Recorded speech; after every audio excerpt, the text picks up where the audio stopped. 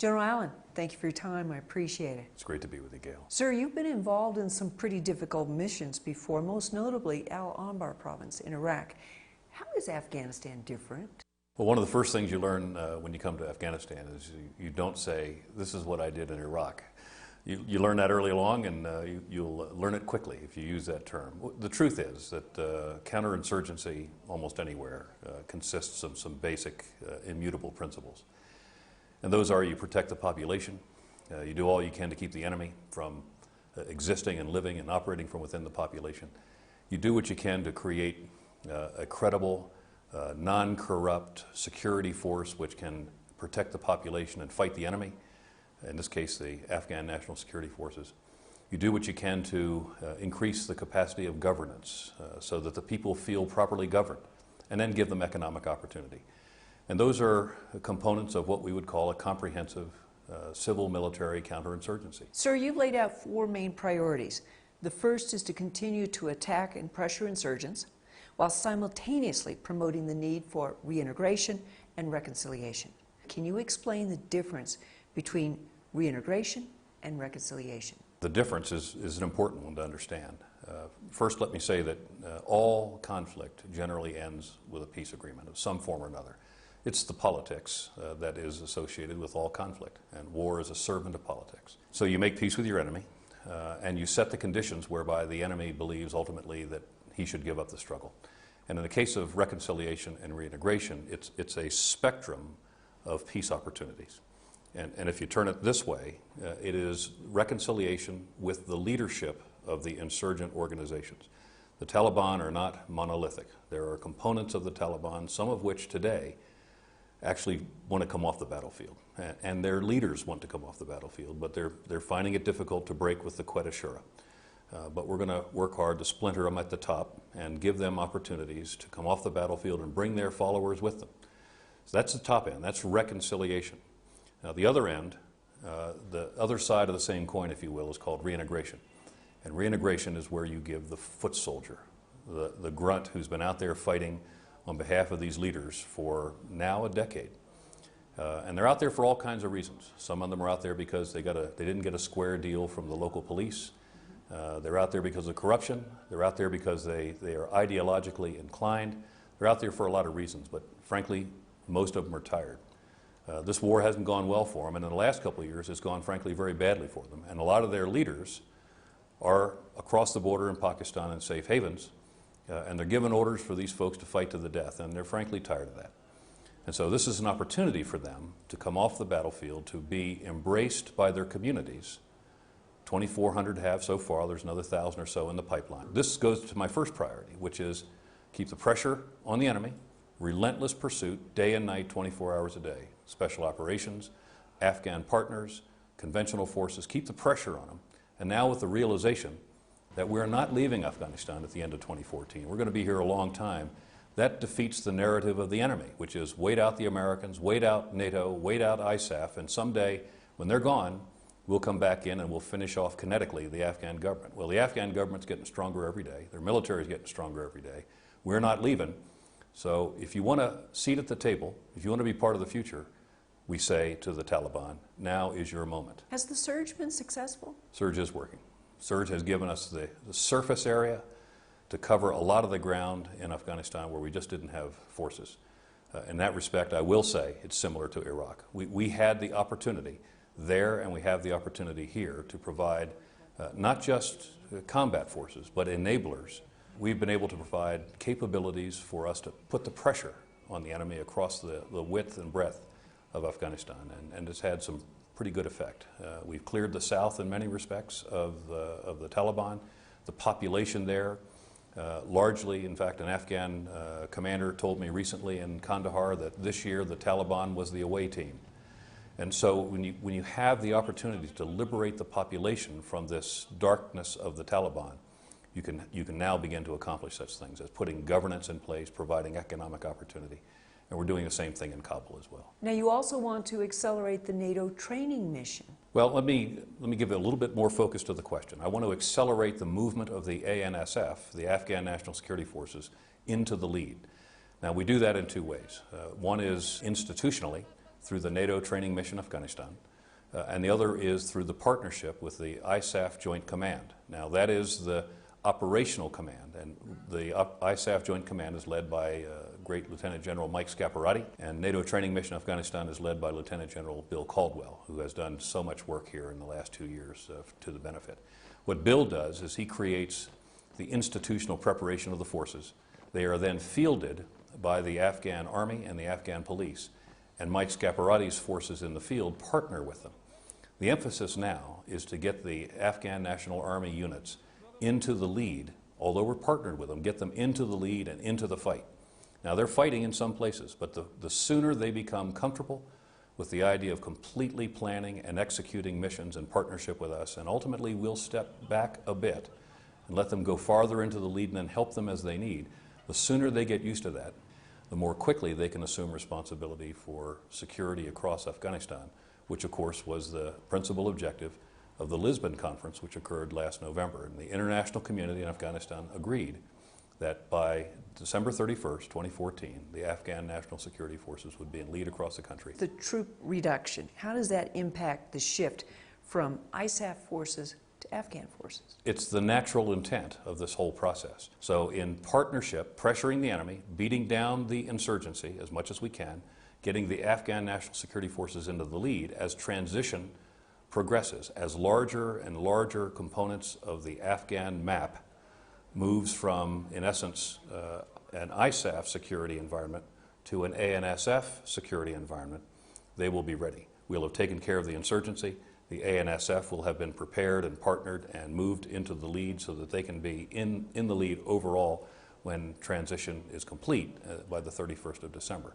Now, you asked me about the drawdown. No general ever willingly gives up troops in combat, but of course the President's policy was very clear, and we anticipated that there would be a drawdown decision. He's made that decision. He's made that decision because of the previous question you asked, which was the success of the surge. We've had a lot of success in many places around the country. And so decisions that I'll take very soon will result in the removal of 10,000 troops this calendar year and 23,000 before the end of September. At this juncture, we're doing all we can to account for those departures. At this point, while we still are evaluating the potential risk for those forces departing, I'm confident that we'll be able to accomplish this. Ambassador Crocker says that what is done now in Afghanistan, leaning forward to a time when we aren't here anymore, it needs to be done right. This, I think, is your fourth priority, to be innovative, agile, and responsive? That's right. The first is we're going to be here for a long time. That is what the Afghans need to understand. And if we've had a challenge in our strategic communication, it has been that the sense that the Afghans would be in the lead for security purposes by the end of December 2014 was interpreted widely, not just in Afghanistan, but widely as the United States and ISAF being out of the country by then. Well, that's not in fact the case, and Ambassador Crocker is exactly right. The things that we do today to continue to build the Afghan National Security Forces and build the rule of law, try to reinvigorate the judiciary, work to get competent governance in place, not just in Kabul, but at the district, municipal, and in the provinces as well. Work very hard to create economic opportunity throughout the country. All of those things that we're doing now in the context of a comprehensive civil-military counterinsurgency, all of those things will transition immediately past the 31st of December 14 and ripple out over the long term. So we're setting the conditions for long-term success, and our departure is at a date yet to be determined. But my guess is it's going to be well past 2014. How would you describe the way ahead for Afghanistan? It comes at many different levels. Afghanistan is an ancient society which is tied to its neighborhood. It's in a pretty rough neighborhood as well. So regionally, Afghanistan has to be right with its partners in the neighborhood, which is Pakistan, which is Iran, the 5 former Soviet states to the north, many of which have really close historic ethnic ties. So first, we need to do all that can be done to get them right inside the neighborhood. And then inside Afghanistan, it is to create governance that is government that is credible and governance which is capable. The government has to be perceived by the people as being legitimate and credible. I think we've worked very hard to move in that direction over the last several years. We have an election coming up in 2014. How that process works in the run-up to the election and ultimately the peaceful transfer of power from President Karzai to the next chief executive, the next president of Afghanistan, is going to say an awful lot about how the international community and the community of nations will view Afghanistan over the long term. You have the Bonn Conference coming in December. The subjects there are the transfer, responsibility, international commitment after the handover, reconciliation, integration. What are your hopes for that? Well, it's an important conference. It is yet another opportunity for the international community to be committed to the outcome that we all seek in Afghanistan. I've recently had the opportunity to speak to the North Atlantic Council, which is the senior political body of NATO. I've had the opportunity to speak with the chiefs of defense of NATO. And we're all looking forward to the Bonn Conference as being an opportunity for the international community yet one more time to commit itself ultimately to Afghanistan's future. And so Afghanistan is actually chairing the Bonn Conference. So here's the opportunity for the President of Afghanistan to talk about his view, his vision of the future, all the things that we've accomplished together, and all the things yet to be done, but yet to be done in partnership with the international community. And here is the opportunity at Bonn for us to continue to cement that partnership over the long term. So Bonn represents the opportunity for the international community to put their money where their mouth is, so to speak. It is the moral support and the aggregation of the national support for Afghanistan over the long term. And it doesn't exist in isolation.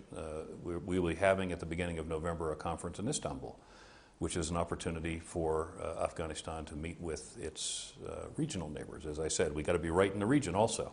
And the Turks have very kindly offered the opportunity for the Istanbul conference to be this opportunity regionally to have the discussion about Afghanistan in the future. Bonn is for the ISAF members, the NATO members, to come together with important donors like Japan and entities like the World Bank, etc., to have the conversation with Afghanistan on a wider stage for the future. Sir, talk to me about the military and diplomatic partnership here. Is it united? From my perspective, it is actually. The relationship that I have with the President, with President Karzai, is very warm and very constructive, actually. And there have been many occasions where I've had private conversations with him where in the privacy of his chambers, it is the same warm conversation, constructive conversation that we would have in front of the National Security Council. So at a personal level, I think it's very warm. And my diplomatic wingman on the U.S. side, Ryan Crocker, we see each other as a team. And President Karzai also sees us as a team. But I'm not alone in this teamwork either, because not only am I an American commander, but I'm a NATO commander as well. And my other diplomatic wingman is a great British diplomat by the name of Ambassador Simon Gass, who is the senior civilian representative from NATO. And so the three of us in many ways work very closely with the President, with his principal advisors. I obviously work very closely with Minister Wardock at the Ministry of Defense, Minister Bismillah Khan Mohammadi at the Ministry of Interior, General Karimi. All of them are not only great administrators of their particular ministries, they were also really renowned mujahideen fighters against the Soviets. And so they are revered by the Afghan population. They're very competent commanders in their own right, and they're also very competent administrators. And so the ISAF Afghan security partnership is a very solid partnership also. Right now, what is your current challenge? What is the number one struggle? Well, it's not so much a struggle as it is the challenge of constantly coordinating the many different pieces of a comprehensive counterinsurgency.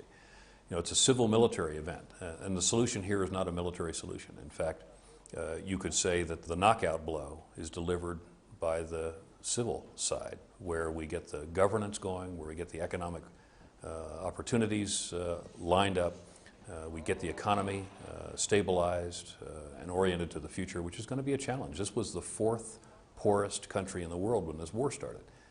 It's going to be the fourth poorest country in the world in 2015. So we just have to make sure that our expectations are properly calibrated and that to the maximum extent we can take advantage of every aspect of this comprehensive civil-military counterinsurgency. And if we don't take advantage of those capabilities that the civil side brings to the table, the military side is not the solution. We can only do so much in beating down the insurgency.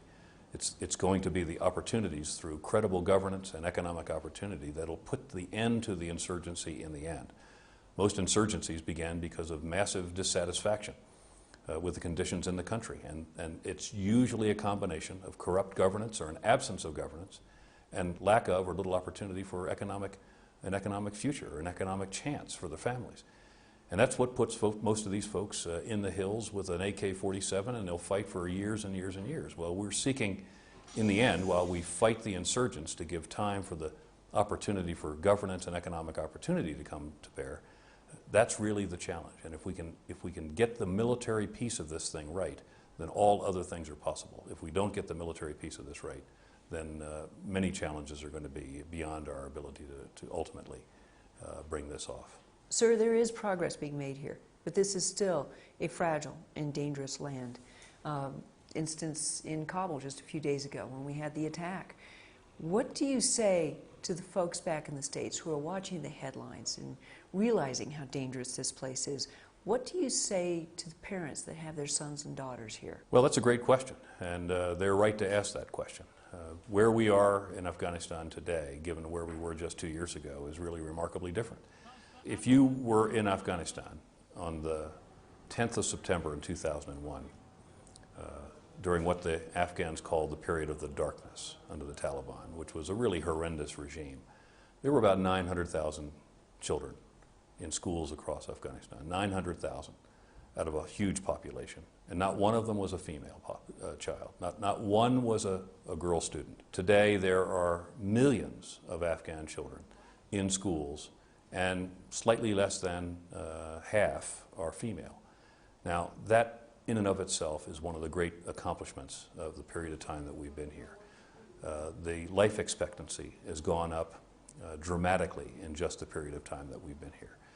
So while Afghans focused briefly on this moment of terror that was inflicted on them by the Taliban, what they need to understand is that in this city, the level of violence is as low as it has been in a generation. The freedom of movement, the electricity in this city, the opportunity for economic development, those are unparalleled in recent memory in Afghanistan. Now, the Taliban, who are having a very hard time of it right now, who can't fight us in a conventional level, we don't expect them to, they know that if they want to sow despair with the population, the high-profile attacks are the way to do this. You know, the Taliban only has to be right once. We've got to be right on the other side every time. And what the Afghan people don't know when they go to bed at night is that their special operators are out there every single night drilling the Taliban network, removing its leadership, arresting and detaining or killing in raids the Taliban who are attempting to infiltrate this city and continue other operations like that. In the 30 days or so prior to that attack, we had killed or detained almost 200 Taliban fighters trying to get into this city, some of whom were within hours of executing suicide attacks. So this one got through. It was not militarily significant. They did kill some civilians, which is horrendous, but it's typical of the way the Taliban seek to terrorize this population. It was not successful either in its attack on this headquarters or the attack on the embassy. That said, we're going to redouble our security efforts, and we're going to try very, very hard to keep the next one from happening. But this is a war, and the Taliban are not winning this war, and the way they will register the fact that they are not winning is to try to terrorize the population with high-profile attacks. We should expect them, we should blunt them, we should impede them, and we should defeat them. But every now and again, one will get through. And an esoteric question here, sir. Everything that we're doing now is being done to make it Afghan right, so it works for them. But all of our initiatives, all of our various changes will in some way or another, it's changing their culture. How will this impact them in the long run? It's hard to say now. This is a very traditional culture, actually, but it's different in different places within the country. The very traditional Pashtun society, I think, has embraced many of these changes, and in particular, the role of women in society. In so many societies that are in a post-conflict era, the opportunity of bringing women into society does more to move the society beyond the problems typically in a post-conflict society in terms of both education, opportunities to build professionalism into the population, job opportunities, expansion of the economy. I think that that's obviously a very positive thing for the society, in a society which under the Taliban excluded women from virtually any possible opportunity either for education or to participate in governance or have an economic future. So that's one change in and of itself that seems to me to have been broadly embraced by Afghan society. Other aspects is in education writ large. In so many cases, the education typically had no technical content to it. Education in the madrasas. Now, there's nothing wrong with religious education. It is important to this Islamic society. It's basic. It is. It's basic. But there are technical requirements ultimately for Afghanistan to emerge into the international community, to compete in the international financial market, to be, as President Karzai says, to be the Rotary of Asia, meaning the place where business and commerce can pass through Afghanistan, can have a good deal in terms of economic opportunity in Afghanistan. That requires a technical dimension to the education and the population, which will be new to this traditional population. But the school opportunities that are becoming available, much of the work that has been done by the embassies in this capital, USAID, by good friends in the region in terms of giving scholarships to Afghan students, those are significant pluses, and those will, I think, resonate very strongly in the future. Final question, sir. What message would you like to send back to the folks at home? First, your sons and daughters are magnificent. They are serving selflessly out here. They've been out here, some of them multiple times, 2, 3, 4, 5 times in Afghanistan. Some of them have served multiple tours in Iraq. Tom Brokaw gave us a great term a few years ago. He talked about the greatest generation. And the greatest generation is often applied to the great World War II generation. But I'm telling you, when I watch these kids in combat and I watch their compassion dealing with the Afghan population, this is the new greatest generation. And for the parents who sent them to us, God bless you for preparing such a magnificent group of young American men and women. And thank you for the service and the support that you've given to us out here. We feel marvelously supported by the American people. But it's not just the American people as well. As the NATO commander, I also have to talk about the nearly 50,000 young men and women from our ISAF partners as well. And they come from Australia and Singapore and Korea, as well as NATO and other countries, from Colombia and El Salvador. They've come from all over this world to be part of this cause, to make Afghanistan right, to remove it as a potential platform for global terrorism at great cost to their countries, at great cost to their people, at great cost to Treasury. We respect that obligation.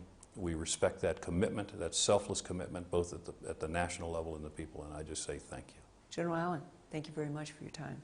My pleasure. An honor. Thanks.